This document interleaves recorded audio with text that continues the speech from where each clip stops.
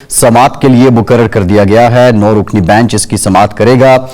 تاریخ ایک بار پھر سے ٹٹولی جائے گی اور اس فیصلے سے متعلق جانچ کی جائے گی کہ مولوی مشتاق اور ان کے ساتھی ججوں کا جو فیصلہ تھا کیا وہ درست تھا، اور پھر اس کے ساتھ ساتھ پاکستان کے اندر پھر سے سیاسی، آئینی، عدالتی، قانونی بحث ہوگی۔ لیکن سوال یہ ہے کہ اس ریفرنس کا جو بھی فیصلہ آئے گا کیا پاکستان میں کسی سمت کا تعین ہو پائے گا؟ یہ بہت اہم اور کلیدی سوال ہے۔ آج کے پروگرام میں اس پر مفصل گفتگو کریں گے۔ دوسری جانب جو العزیزیہ ریفرنس ہے اس میں اسلام آباد ہائی کورٹ نے خود میرٹ پر کیس سننے کا فیصلہ جاری کیا ہے۔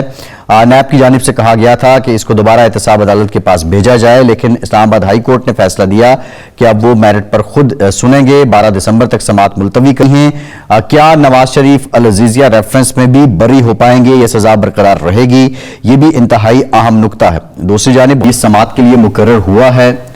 آپ سمجھتے ہیں کہ تاریخ اب جب ٹٹولی جائے گی تو کوئی ایسا فیصلہ آئے گا کہ کوئی ایسی سمت طے ہو جائے گی کہ جس کا عدالتی، قانونی، آئینی اور سیاسی معاملات پہ مثبت اثر پڑے؟ ایک دو چیزیں ایسی ہیں۔ ایک تو یہ ہے کہ پہلی دفعہ چیف جسٹس نے وہ ریفرنس دراز سے نکالا ہے یا سرد خانے سے نکال کے باقاعدہ بینچ 9 رکنی لارجر بینچ بنایا ہے اور سماعت ہوگی انشاءاللہ تعالی۔ یہ بڑا عجیب و غریب فیصلہ تھا۔ ایک تو فیصلہ آیا، فیصلے پر نظر ثانی کی جو درخواست تھی وہ مسترد ہو گئی اتفاق رائے سے اور عمل درآمد بھی ہو گیا۔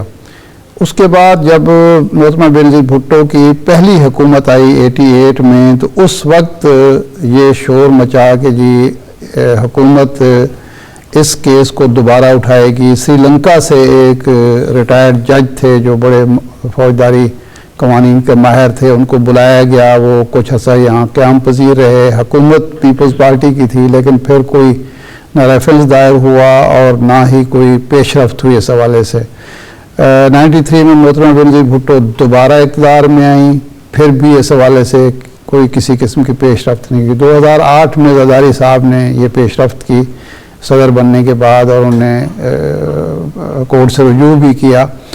بابر امان صاحب وفاقی وزیر قانون تھے، انہوں نے اب وزارت چھوڑ دی اس کیس کو لڑنے کے لیے، لیکن اس کے بعد خاموشی چھا گئی اور یہ کہا جاتا ہے کہ جی اس وقت کے جو مقتدرہ تھی وہ اس کے حق میں نہیں تھی، خود عدلیہ حق میں نہیں تھی، کیونکہ عدلیہ خود اس کی لپیٹ میں آتی ہے۔ افتخار چودھری صاحب نے رکاوٹیں ڈالی، لیکن صحیح بات یہ ہے کہ خود اس وقت کی حکومت نے بھی بہت زیادہ اس پر سیاسی پوائنٹ سکورنگ تو کی ہے، لیکن عدالتی حوالے سے کوئی بہت زیادہ آگے نہیں بڑھے۔ اب یہ 16 ماہ جب گزرے ہیں تو پیپلز پارٹی حصہ تھی گورنمنٹ کا، اس وقت بھی اس پر زور دیا جا سکتا تھا لیکن نہیں دیا گیا۔ تو اب از خود چیف جسٹس صاحب نے وہ کیس نکالا ہے، اب دیکھتے ہیں کہ اس پر کیا ہوتا ہے۔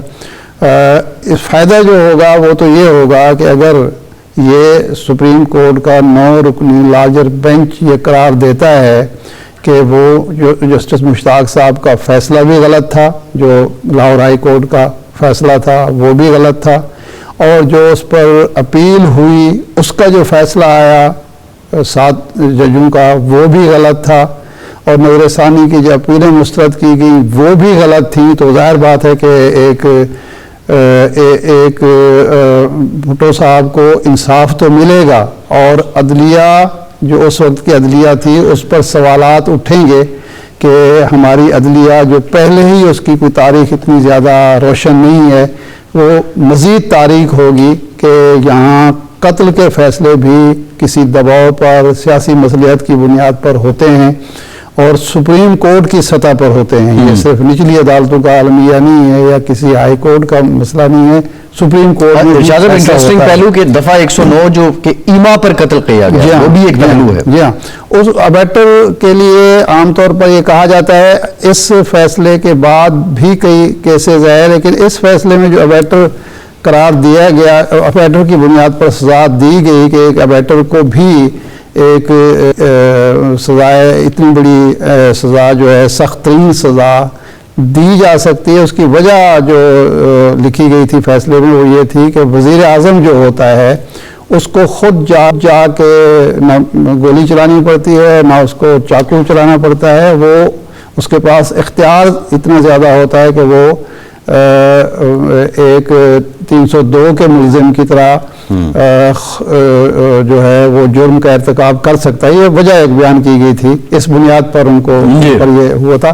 بہرحال اب یہ چونکہ عدالت کے سامنے ہے معاملہ، اب عدالت میں دلائل سامنے آئیں گے، اور اچھا دلچسپ بات یہ ہے کہ بھٹو صاحب کے تو وارث موجود ہیں، یعنی ان کا بیٹا یا ان کی ایک بیٹی زندہ ہیں لیکن وہ ملک سے باہر ہیں، محترمہ موجود ہیں، ان کے نواسے موجود ہیں، ان کے داماد موجود ہیں، لیکن دوسری طرف جو مدعی تھے اس کیس کے احمد رضا قصوری صاحب وہ بھی موجود ہیں۔ اب دیکھنا یہ ہوگا کہ ان کا طرز عمل کیا ہے، وہ اس کیس میں شریک ہوتے ہیں، حصہ دار بنتے ہیں یا نہیں بنتے، یہ بھی ایک دلچسپ پہلو ہے۔ صحیح، بالکل ٹھیک ہے۔ یعنی اس وقت جو لوگ قومی اسمبلی کے ممبران تھے یا سینٹ کے ممبران تھے، اس وقت کی جو پارلیمنٹ تھی اس میں واحد زندہ سلامت شخص جو ہے وہ احمد رضا قصوری ہے، جس کے والد کا لرنڈ آدمی ہے، سب سمجھتے ہیں، وکیل بھی ہیں، سارا دیکھتے ہیں کہ اب ان کا رد عمل کیا ہوتا ہے، طرز عمل ہوتا ہے۔ لیکن راجہ صاحب سے پوچھتے ہیں کہ راجہ صاحب یہ جو کیس اب ہو رہا ہے، اس کی دوبارہ سماعت ہو رہی ہے، آپ خود پیپلز پارٹی کا حصہ رہے، حکومت میں رہے، یہ اس کو فعال طریقے سے، بہت ہی مؤثر طریقے سے پرسو کیوں نہیں کیا گیا؟ جب زرداری صاحب نے ریفرنس کر دیا تو اس کے بعد کیا وجہ ہوئی؟ آپ چونکہ اس وقت قریب تھے، اپوزیشن لیڈر تھے پنجاب میں، آپ کے علم میں کیا حقائق ہیں؟ کس وجہ سے یہ معاملہ جو ہے زیر سماعت نہیں آ سکا صدارتی ریفرنس؟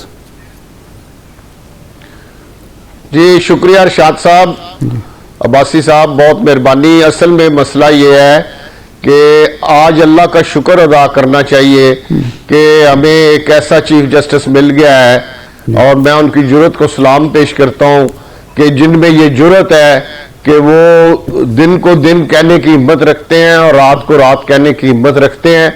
اگر ان میں یہ جرت نہ ہوتی تو یہ بھی کیس دراز میں ہی رہنا تھا اور ان کا ٹینیور بھی ختم ہو جانا تھا۔ تو کیونکہ یہ ارشاد صاحب صاف دیوار پہ لکھا ہوا ہے کہ اگر یہ میرٹ پہ سنا گیا تو یہ ثابت ہو جانا ہے کہ ایک سازش تھی اور یہ ایک سیاسی قتل تھا۔ تو سیاسی قتل کرنے والوں میں جوڈیشلی بھی شامل ہے اور بھی لوگ شامل تھے۔ تو اب جوڈیشلی کو ہاتھ ڈالنے کی موجودہ چیف جسٹس میں جرت ہے، پہلے ایسا کوئی آدمی مل نہیں سکا۔